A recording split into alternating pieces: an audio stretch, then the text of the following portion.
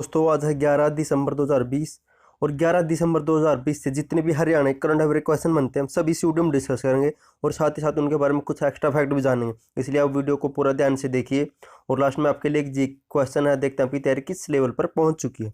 तो चलते पहले क्वेश्चन पर। क्वेश्चन नंबर 1 है और ये मोस्ट इंपोर्टेंट क्वेश्चन आपके लिए। हरियाणा की जेजी यूनिवर्सिटी को UI green metric world university ranking 2020 में कौन सा स्थान मिला है? इनकी इस यूनिवर्सिटी ने एक रैंकिंग जारी की गई है 2020 की, उसमें जेजी यूनिवर्सिटी को कौन सा स्थान मिला है? तो इसका राइट आंसर होगा ऑप्शन सी, 12वां स्थान। जेजी यूनिवर्सिटी को इस रैंकिंग में 12वां स्थान मिला है और इसके बारे में डिटेल से जान लेते हैं।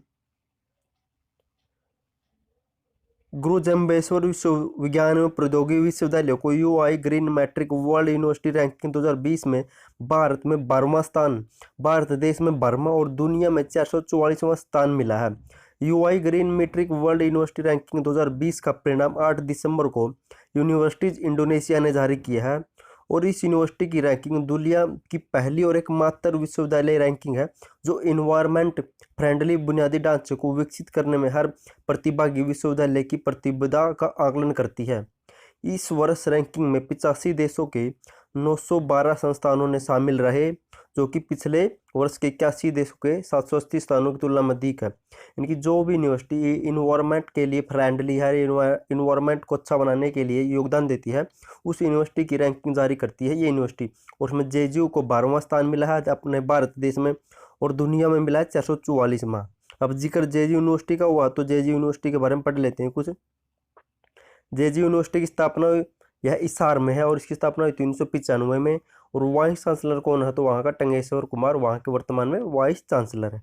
दोस्तों मैं आपसे भी कहता हूँ अपनी लाइफ में कामयाब होना ना तो अपने लिए एक टारगेट फिक्स करो और जी जान ला दो उसे पाने के लिए, आपकी लाइफ ऑटोमेटिक परफेक्ट हो जाएगी। चलते हैं नेक्स्ट क्वेश्चन पर। क्वेश्चन नंबर 2 है, हरियाणा के किस हड़प्पा सभ्यता से संबंधित सभ्यता स्थल पर एक नया संग्रहालय बनाया जाएगा?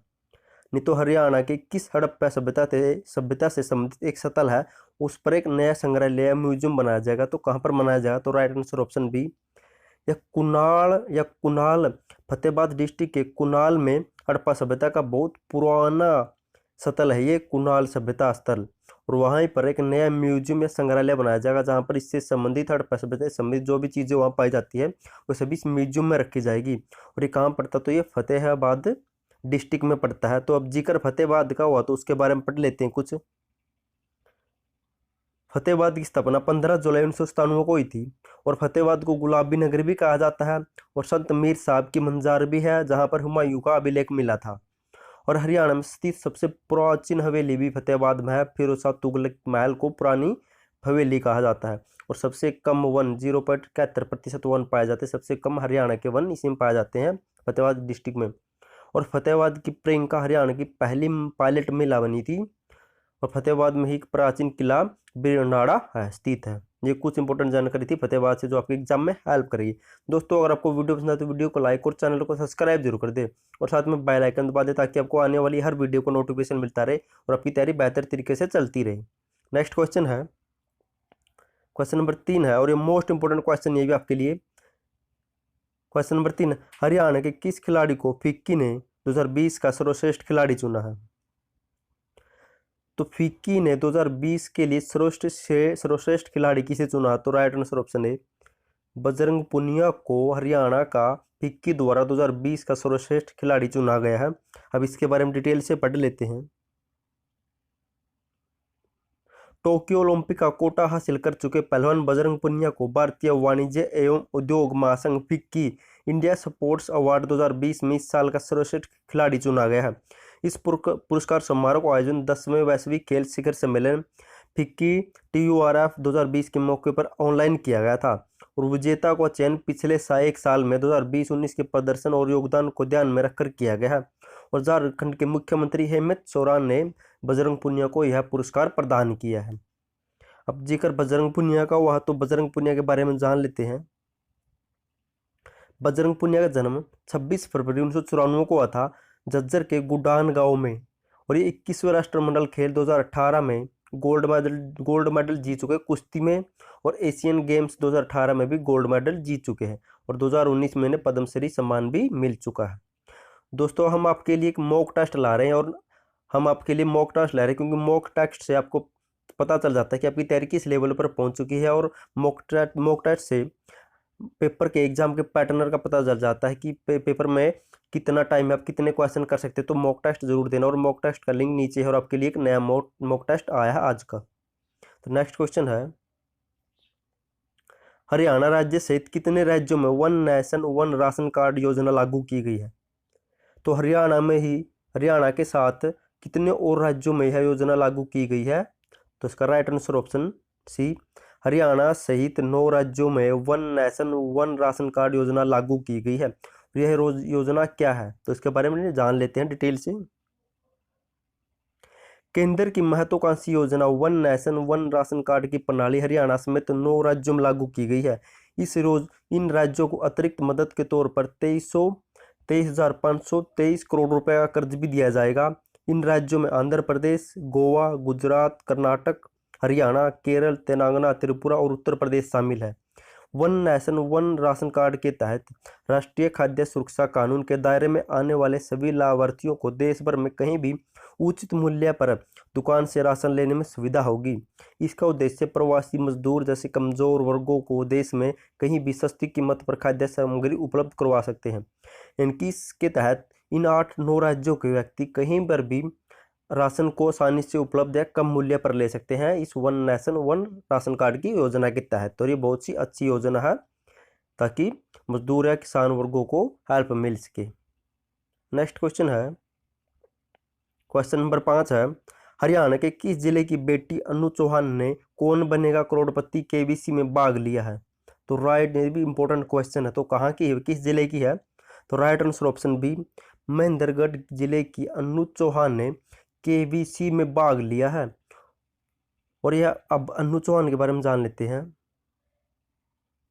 अनु चौहान महेंद्रगढ़ के गांव जाट से संबंधित रखती है, और उन्होंने केबीसी में भाग लेकर 25 लाख रुपए की राशि जीती है। आपको ये भी याद में रखना, 25 लाख रुपए की राशि जीती है, और यह मुंबई में आयोजित हुआ था केबीसी। और अब जिक्र और कौन से चैनल पर आता है? तो ये सोनी चैनल पर आता है। और अब जिक्र महेंद्रगढ़ का हुआ, तो महेंद्रगढ़ के बारे में जान लेते हैं। महेंद्रगढ़ की स्थापना 1 नवंबर 1966 को हुई थी। महेंद्रगढ़ का पुराना नाम है कनौड, और महेंद्रगढ़ को खनिजों का शहर भी कहा जाता है। और हरियाणा का एकमात्र केंद्रीय विश्वविद्यालय जंटपाली महेंद्रगढ़ में ही स्थापित है 2009 में। सबसे कम व सब्जी उत्पादन वाला जिला भी महेंद्रगढ़ है, और बिना आम, जहाँ पर आम की खेती या बागवानी नहीं की जाती, ऐसा जिला भी महेंद्रगढ़ में है। नेक्स्ट क्वेश्चन है, हरियाणा सरकार ने मत्स्य विभाग का नया सचिव किसे नियुक्त किया है? तो इसका राइट आंसर है ऑप्शन ए, बलकार सिंह को हरियाणा सरकार ने मत्स्य विभाग का नया सचिव नियुक्त किया है। अब जान लेते इसके बारे में। दक्षिण हरियाणा बिजली वितरण निगम के प्रबंधक निदेशक बलकार सिंह को मत्स्य विभाग का सचिव और दक्षिण हरियाणा बिजली वितरण निगम का प्रबंधक निदेशक लगाया करें। इसके पास दक्षिण हरियाणा बिजली वितरण का निदेशक भी है ये, और साथ ही में इसे मत्स्य विभाग का सचिव भी बनाया गया है। ये क्वेश्चन में भी आपके लिए इंपॉर्टेंट है।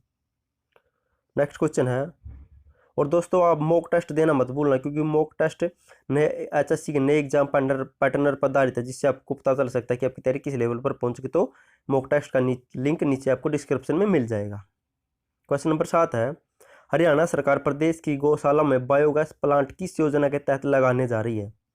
तो कौन सी योजना के तहत लगाने जा रही है? तो राइट आंसर होगा ऑप्शन बी, गोवर्धन योजना के तहत हरियाणा सरकार प्रदेश की हर एक गौशाला में बायोगैस प्लांट लगाई जाएगी, और उससे जो भी बायोगैस उत्पादित होगी उसे पाइपलाइन के साथ आसपास के गांव को सस्ती दरों पर उपलब्ध कराएगी, और इससे प्रदूषण भी कम होगा, और जो अपशिष्ट पदार्थ उनका भी सही तरीके से उपयोग हो जाएगा। और इस योजना का शुरुआत या इस योजना का घोषणा किसने की है? तो हरियाणा के मुख्य सचिव विजयवर्धन ने इसकी घोषणा की है, और विजयवर्धन हरियाणा के 34वां मुख्य सचिव, आपको यह भी याद में रखना है। नेक्स्ट क्वेश्चन है, केंद्र के फूड सिक्योरिटी एक्ट को लागू न करने वाला हरियाणा कौन सा राज्य है? तो हरियाणा देश का कौन सा राज्य है जिसने फूड सिक्योरिटी एक्ट को लागू नहीं किया? तो राइट आंसर होगा ऑप्शन ए, हरियाणा ऐसा पहला राज्य जिसने फूड सिक्योरिटी एक्ट को अभी तक लागू नहीं किया, और यह पहला राज्य है। इसके बारे में डिटेल से जान लेते हैं। सेंट्रल या केंद्र एक्ट के सेक्शन 16 में स्पष्ट किया गया है कि हर राज्य को फूड सिक्योरिटी कमीशन का गठन करना अनिवार्य है। हरियाणा ने लेकिन अभी तक ऐसा गठन नहीं किया। हरियाणा सरकार द्वारा फूड सिक्योरिटी कमीशन का काम राइट टू सर्विस कमीशन को सौंपने की तैयारी है। इनकी हरियाणा सरकार फूड सिक्योरिटी कमीशन का काम सूचना का अधिकार आयोग को देने की तैयारी कर रही है और अभी तक फूड सिक्योरिटी कमीशन या एक्ट का हरियाणा में लागू नहीं किया गया। तो हरियाणा पहला राज्य है और बाकी सभी राज्यों में लागू किया जा चुका है। इसको आपको याद में रखना है। और पिछली वीडियो में मैंने आपसे क्वेश्चन पूछा था, हरियाणा सरकार ने ग्राम पंचायत के लिए किस पोर्टल को लॉन्च किया? बहुत से बच्चों ने राइट आंसर दिया। थैंक यू सो मच उनका आंसर देने के लिए। और इसका राइट आंसर होगा ऑप्शन सी, हरियाणा ग्राम दर्शन पोर्टल को लॉन्च किया है हरियाणा सरकार ने पंचायत के लिए। और ये ऐसा क्या है, इसके बारे में डिटेल से जान लेते हैं। प्रदेश सरकार द्वारा हरियाणा ग्राम दर्शन पोर्टल लॉन्च किया गया है। इस पोर्टल के माध्यम से सरकार द्वारा गांव की समस्याओं व विकास कार्यों को लेकर आमजन की राय ली जाएगी।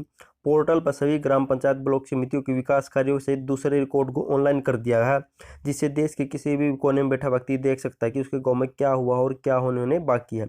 अब जिक्र पंचायती राज का हुआ तो पंचायती राज कब लागू हुआ था? 22 अप्रैल 1994 को। और पहला चुनाव था दिसंबर 1994 में। और शिक्षा लागू की गई थी 2015 में कि सरपंच के लिए 10 अनिवार्य है और अनुसूचित जाति के लिए 8 अनिवार्य है। ये शिक्षा लागू की गई थी 2015 में।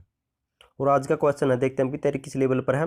हरियाणा के किस जिले के Rajesh Bindal Jammu and Kashmir high court के चीफ जस्टिस बने हैं? अगर आपको इसका आंसर पता हो तो कमेंट बॉक्स में कमेंट जरूर करना और मॉक टेस्ट जरूर देना। आपके लिए एक नया मॉक टेस्ट आ चुका है। और वीडियो देखने के लिए थैंक यू सो मच आपका।